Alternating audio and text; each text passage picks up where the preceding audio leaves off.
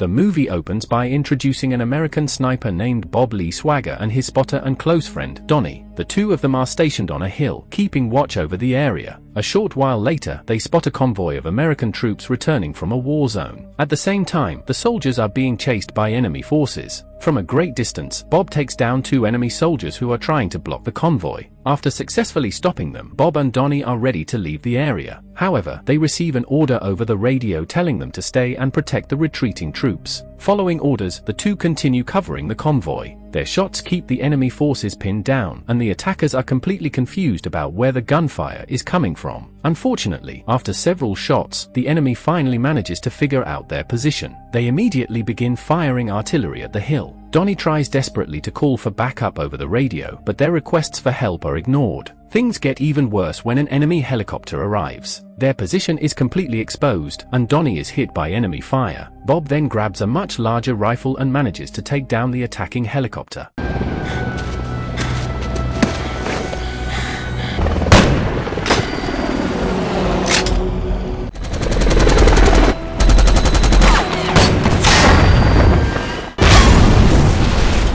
The movie then jumps 3 years into the future. Bob survived the attack that day, but his best friend Donnie wasn't so lucky. Feeling betrayed and abandoned by the military, Bob decides to leave the service for good. He retreats to the mountains, where he lives a quiet life with his dog, far away from the government and the military. Meanwhile, in Virginia, several high-ranking government officials led by Colonel Isaac Johnson are reviewing Bob's military records. According to his history, Bob was one of the best snipers in the United States. In fact, before escaping the enemy territory 3 years earlier, he had managed to eliminate around 70% of the enemy forces in the area. Because of his unmatched skills, the officials decide to approach him personally. But the moment Colonel Johnson arrives at Bob's home, Bob makes it clear that he wants nothing to do with the government. He still hasn't forgotten how badly they abandoned him 3 years earlier. However, Colonel Johnson is very persuasive and eventually manages to convince Bob to hear him out. According to intelligence gathered through surveillance, the president is expected to be assassinated within the next 2 weeks. And based on the information they have, the most likely method is a sniper attack from more than 2 kilometers away. The government therefore asks Bob to help them plan the assassination attempt in 3 different cities that the president is scheduled to visit over the next 2 weeks. Your longest shots were never confirmed. That's because long shots generally go places you wouldn't want to have to go afterwards to confirm them. Confirmation is a desk post problem. You know what it takes to make a shot at that range.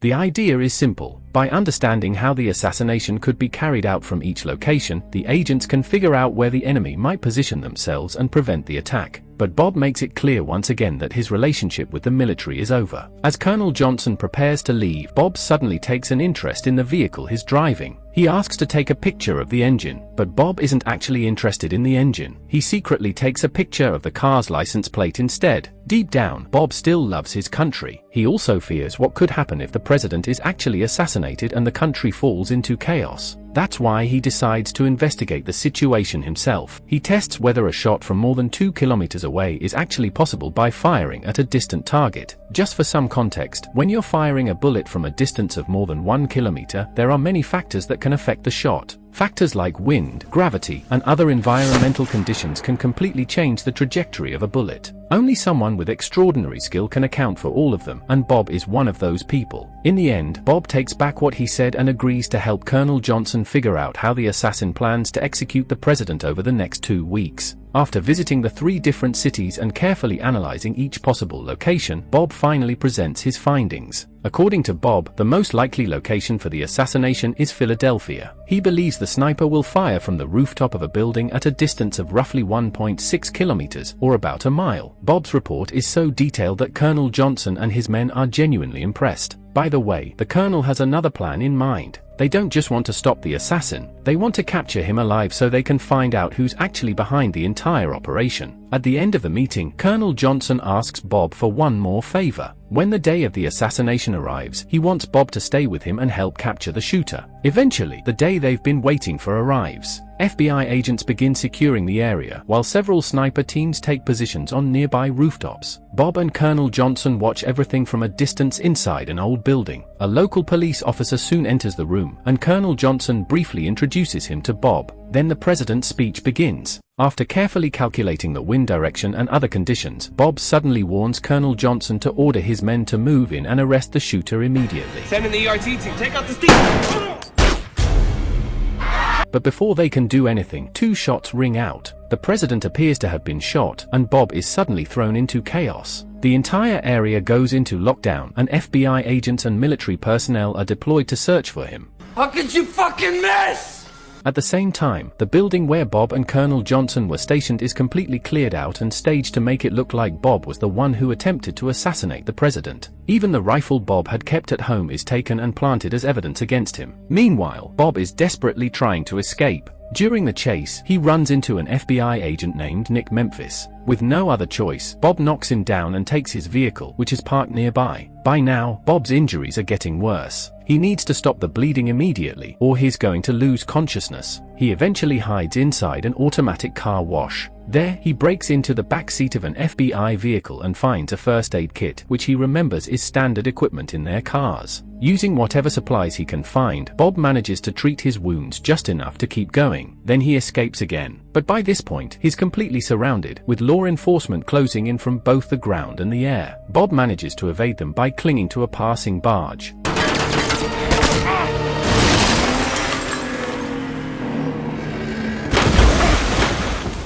Once he reaches the other side of the river, he finds an old car and uses it to continue his escape. Meanwhile, the police and military refuse to stop looking for him. News reports about Bob spread across the entire country, portraying him as a dangerous fugitive and the man responsible for the attempted assassination. We then return to Nick, who is called into his superior's office and reprimanded for bringing embarrassment to the FBI. Nick also brings up Bob. He tells his superior that Bob couldn't have been the shooter and that the entire incident was obviously a setup. But nobody at the office is willing to believe him. Back to Bob, his injuries are getting worse, and he desperately needs medical supplies. He stops at a small store, but to avoid being recognized, he causes an electrical short and shuts down the power. He then buys several bottles of saline solution, needles, and sugar. Bob's survival skills are incredible. Using these basic supplies, he manages to create a makeshift foot to replace some of the blood and fluids he's losing from his wounds. He also changes his appearance so the police won't recognize him. Eventually, his efforts pay off. Bob makes his way to Kentucky, where he plans to visit Sarah, the widow of his late friend Donnie. The reason Bob goes to Sarah is because Donnie once told him that she planned to attend nursing school. Bob believes she might be able to help treat his injuries, but it turns out Sarah actually went into a different field. At first, she throws Bob out, but once he explains what really happened, she starts believing him and agrees to help. She even agrees to buy the items on Bob's list. The supplies are basic medical equipment that can be used to perform a makeshift procedure and remove the bullet lodged inside his body. Meanwhile, Nick spends the entire night at the FBI office. He's still thinking about Bob's claims, so he begins examining every piece of evidence he can find, including the bullet used by the assassin, surveillance footage, and Bob's military background. He stays up until morning. When one of his co-workers arrives, a secretary who works for the senior officials, he gives her the results of investigation. One detail stands out as particularly strange. How could someone as skilled as Bob have missed? Here's the thing, the shot fired that day didn't actually hit the president. Instead, it struck an African religious leader who was standing directly beside him. Nick starts looking into Bob's previous shooting records and discovers something extremely important. In the past, Bob had made shots from distances of more than a kilometer. Even when he fired 5 rounds while the wind kept changing direction, his shots barely deviated from the target. Yet on the day of the assassination attempt, the wind was relatively calm, and somehow Bob supposedly missed the president and hit someone standing several feet away from him. That makes absolutely no sense. Things get even stranger when Nick discovers that the police officer who supposedly shot Bob, the same officer involved in the incident, was found dead in an alley that night, apparently killed during a robbery. Now Nick is convinced that something much bigger is going on. He continues his investigation and visits the location where he believes the real sniper was positioned. There, he discovers 3 marks in the ground that appear to have been left by a tripod. After consulting with a weapons expert, Nick discovers that the marks match the equipment used by the suspected sniper. But Nick's investigation doesn't go unnoticed. Agents and unknown individuals begin monitoring his movements because he's getting dangerously close to uncovering the truth. Meanwhile, after spending about a week recovering, Bob's condition finally improves. But then he discovers something that breaks his heart. When the police searched his home, they killed his beloved dog. Now Bob is furious. He swears that he'll make Colonel Johnson and everyone working with him pay for what they've done. That night, Bob returns to Sarah and asks for her help again. At first, he feels guilty about dragging his best friend's widow deeper into the situation, but Sarah reassures him that she's willing to help. After all, Bob was the only true friend her late husband ever had. The next day, Bob decides to use Nick's curiosity to his advantage. While Nick is relaxing at a restaurant, Sarah approaches him in disguise. She tells Nick that she recently met Bob and explains what really happened during the assassination attempt. She then gives him a photograph showing the vehicle identification number of Colonel Johnson's car, which Bob had secretly photographed much earlier. The brief meeting only makes Nick more suspicious. He uses FBI resources to trace the vehicle number. Of course, that immediately catches Colonel Johnson's attention. Johnson and his men begin to suspect that Nick has discovered something he wasn't supposed to know. They start wondering if Nick is working with Bob. As a result, one afternoon, Nick is suddenly kidnapped by several agents. They brutally torture him and even prepare everything to make it look like he died by suicide. But Bob's plan works perfectly. After rescuing Nick, Bob plans to dump the bodies of his attackers into a river. However, Nick is still hesitant about helping Bob expose the truth. He suggests that Bob hire a lawyer and promises that he will speak to his superiors about what really happened.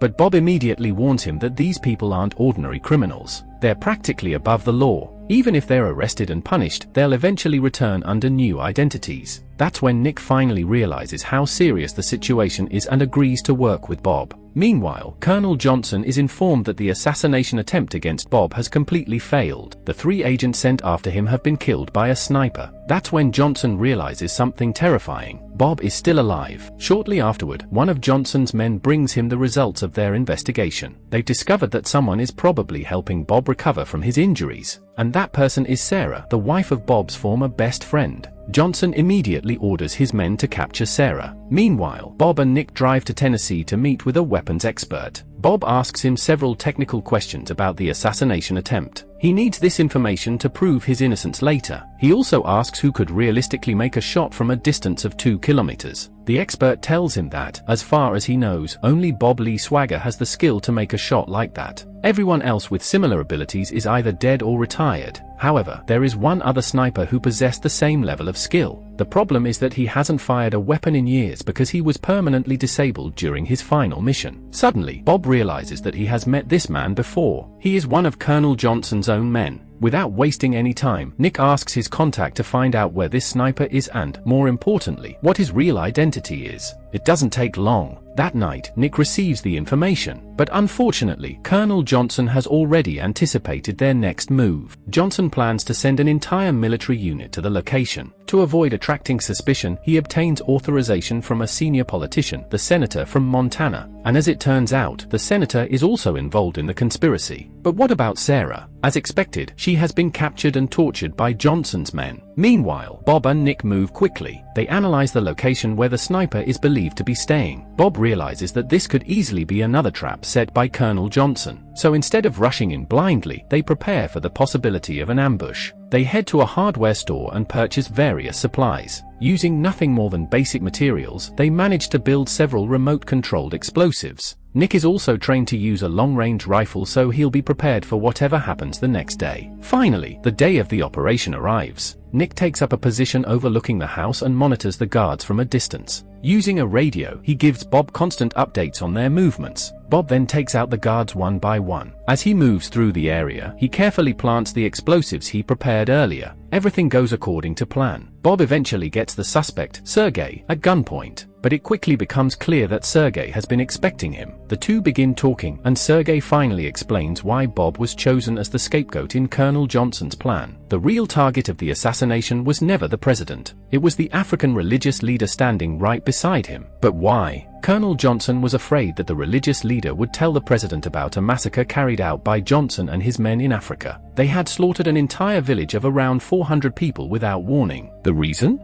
An American oil company wanted access to the area for a pipeline. Johnson wasn't acting alone either. He was simply carrying out orders for the senator. After finishing his confession, Sergei takes his own life. Meanwhile, Nick warns Bob that the entire area is surrounded by dozens of military troops. Bob tells Nick to move to position B and follow the plan they've prepared. The The explosives Bob planted have been carefully calculated. He detonates them at the right moment, taking out several enemy soldiers. Nick provides cover from a distance with his sniper rifle, but then a major problem appears. The enemy brings in a helicopter to trap them. Fortunately, Bob spots a nearby fuel tank and realizes he can use it as a weapon. He manages to destroy the helicopter, giving the two of them enough time to escape.